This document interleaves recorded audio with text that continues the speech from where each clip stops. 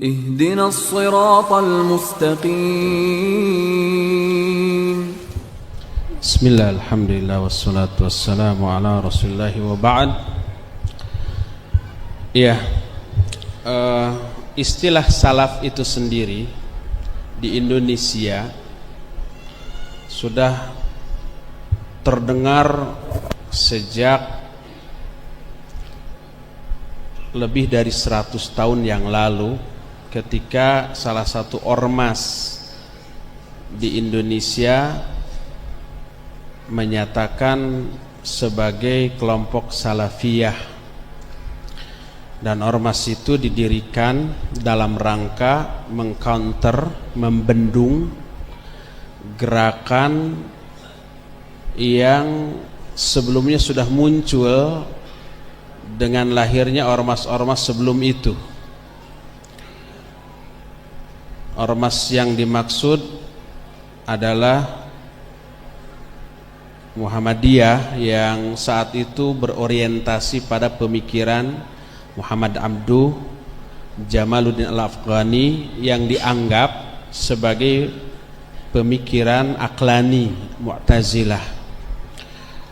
Nah, muncul inisiatif dari beberapa kiai-kiai untuk membendung itu dan membawa nama Salafiyah. Itu awalnya. Makanya pesantren mereka disebut pesantren Salafiyah. Kemudian juga menamakan diri sebagai Ahlus Sunnah wal Jamaah dan seterusnya, karena membendung pola fikir Aqlani yang dibawa oleh ormas pendahulunya. Itu yang saya baca dari sejarah pendirian ormas-ormas tersebut. Akan tetapi yang menamakan diri sebagai kelompok Salafiyah ini pun memahami Salafiyah tidak seperti yang dibeberkan oleh para ulama. Yang dimaksud Salafiyah di sana adalah mengikuti ulama-ulama sebelum mereka. Ulama-ulama terdahulunya itu disebut secara bahasa dengan sebutan Salafiyah. Akhirnya amal-amal dan akidah mereka adalah amal dan akidah yang berbeda dengan apa yang dijelaskan oleh para ulama salaf terdahulu. Dari segi akidahnya menganut faham umpamanya Asy'ari dan Maturidi. Dari segi fikih bermadhab kepada salah satu di antara 4 madhab, terutama madhab Syafi'i. Dari segi tasawuf menganut faham Ghazali atau Al-Junaidi. Itulah yang kemudian menjadi definisi dari kelompok Ahlus Sunnah wal Jamaah yang diajarkan di perguruan tinggi negeri di Indonesia. Jadi Ahlus Sunnah wal Jamaah adalah orang-orang yang akidahnya Asy'ari atau Maturidi, fikihnya salah satu di antara yang 4 terutama Syafi'i, dan tasawufnya Al-Ghazali atau Al-Junaidi. Selain itu tidak dianggap sebagai Ahlus Sunnah wal Jamaah. Itu awalnya, sehingga orang menganggap bahwa Ahlus Sunnah wal Jamaah atau Salafiyah itu adalah orang-orang yang banyak berkutat di dalam amalan-amalan yang dianggap bid'ah, seperti zikir berjamaah, seperti mauludan, seperti tahlilan, seperti marhabaan, seperti perayaan-perayaan di kuburan, kuburiyin dan seterusnya. Sehingga sebagian orang merasa fobi dan anti terhadap istilah salaf atau Ahlus Sunnah wal Jamaah ini. Kemudian adapun dakwah salaf seperti yang kita lakukan sekarang ini, awal kemunculannya mendapat penentangan dari berbagai pihak karena perbedaan yang mendasar antara pola fikir dakwah salafiyah dengan kaum muslimin yang ada di negeri ini sebelumnya. Para pemuda Islam tahun 70 dan tahun 80 banyak dipengaruhi oleh buku-buku Islam yang masuk ke Indonesia. Dan buku Islam yang masuk ke Indonesia saat itu lebih banyak dari Mesir, dengan gerakan Ikhwanul Musliminnya dan tokoh-tokoh mereka. Buku-buku Hasan Al-Banna masuk, Said Qutb masuk, Muhammad Qutb masuk, Hasan Al-Hudaybi masuk, Fatiakan masuk, Said Hawa masuk, gitu ya. Dan itu sesuai dengan kondisi keislaman di Indonesia yang ketika itu berada dalam ketertekanan oleh pemerintah Orde Baru. Jadi pemuda Islam saat itu girohnya tinggi, ditekan. Ada buku-buku dari Mesir yang isi dari buku itu begitu pas dengan keadaan kaum muslimin di Indonesia. Maka masuk begitu gencar tanpa bisa ditahan, itu yang pertama.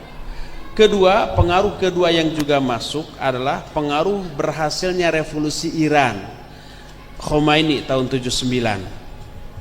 Sehingga berpadulah antara konsep kedua ini. Konsep pertama, Ikhwan Muslimin dari aspek pembinaannya dengan membuat usroh-usroh seperti yang dilakukan oleh Hasan Al-Banna dengan melakukan sistem sel. Jadi satu anggota harus mencari anggota lain seperti sel membelah diri. Terus akhirnya banyak. Adapun konsep global demi tegaknya syariat Islam, pemerintahan Islam di Indonesia, banyak yang mengadopsi konsep revolusi Syiah Iran di sana. Banyak orang gandrung ke Hasan Al-Banna, gandrung ke Ikhwan Muslimin, gandrung ke Khomeini tanpa melihat bagaimana akidah mereka, karena ajaran akidah saat itu yang benar belum masuk ke Indonesia. Baru di akhir tahun 80-an, sekitar 88, 89 dan yang lebih gencar lagi tahun 90, mulailah beberapa orang ikhwan ustadz yang baru datang dari Saudi datang ke Indonesia dengan membawa buku-buku dari Saudi, buku-buku akidah, buku-buku manhaj, buku-buku yang berkaitan dengan apa itu salaf, apa itu ahlus sunnah wal jamaah. Bagi orang-orang harokiyin, hizbiyin yang memiliki ilmu, artinya memiliki kemampuan bahasa Arab, bisa mengkaji sendiri dengan niat yang ikhlas, yang tulus, begitu datang buku-buku itu bisa kaji sendiri, klop. Begitu klop, oh ini yang dicari. Akhirnya sedikit demi sedikit faham, mengerti, sehingga rata-rata para ustadz atau duat salafin tadinya berlatar belakang harokah. Mungkin mereka tadinya tokohnya, ada imamnya, pemimpinnya, atau minimal pembinanya, minimal ustadznya di sana. Terbiasa dakwah, memiliki ilmu yang dibutuhkan untuk bisa mengkaji sendiri.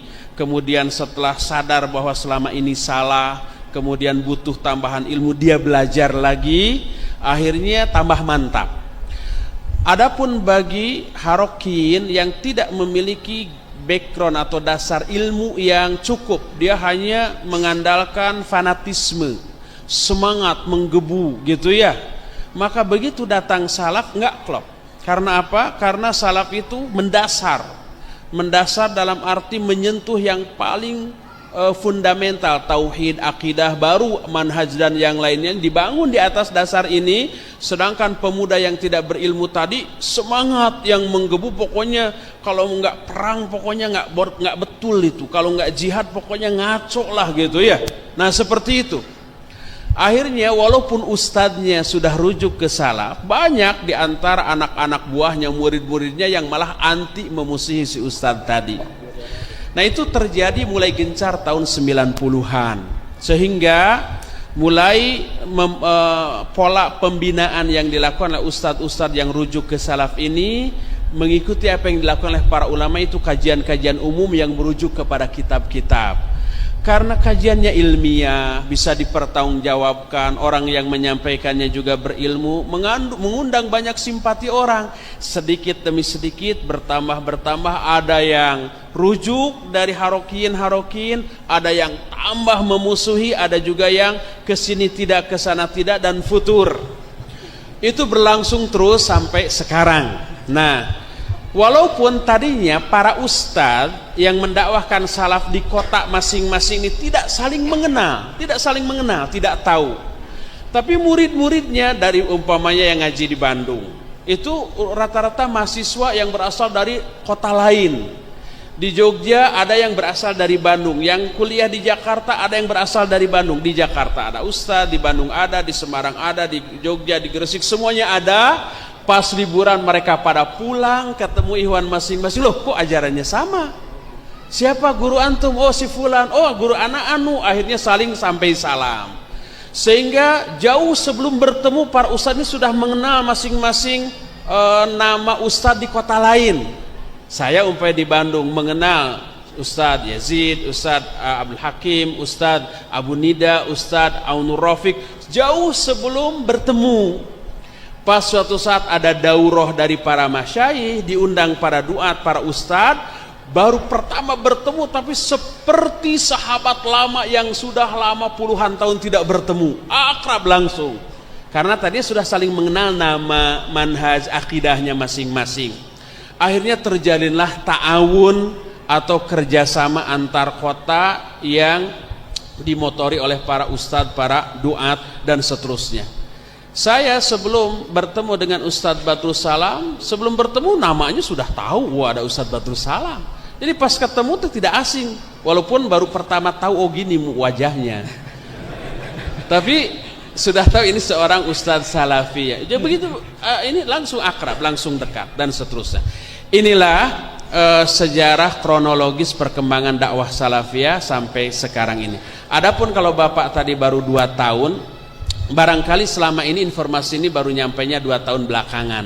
Sebelum-sebelumnya udah dengar, tapi dengan versi yang mengerikan gitu ya, bahwa salafin disaklak, salafin ini sedikit-sedikit membid'ahkan, mengkafirkan, keras gitu ya, pokoknya kayak teroris. Mungkin itu yang tertangkap sebelumnya, tapi setelah dengar, oh ternyata nggak sesuai dengan apa yang saya dengar selama ini. Akhirnya datang, akhirnya terus, rata-rata yang seperti itu. Wallahu a'lam. Ya, jadi